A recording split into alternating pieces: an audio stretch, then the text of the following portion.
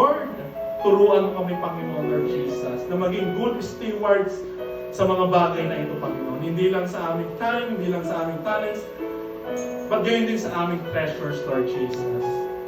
Lord, give us wisdom, give us knowledge, Lord Jesus, on how to manage our treasures, Lord Jesus.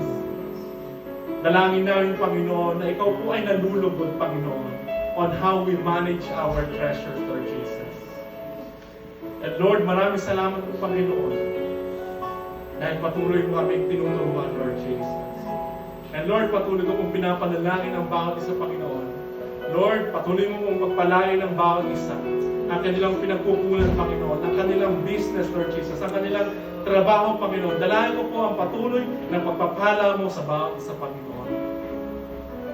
And Lord, gayon din po sa aming mga pamilya nasa Pilipinas, Panginoon. Dalangin ko po ang patuloy niyong paggabay at pag-iingat sa kanila, Panginoon. And Lord, gayon din po sa kalusugan ng bawat isa, Panginoon.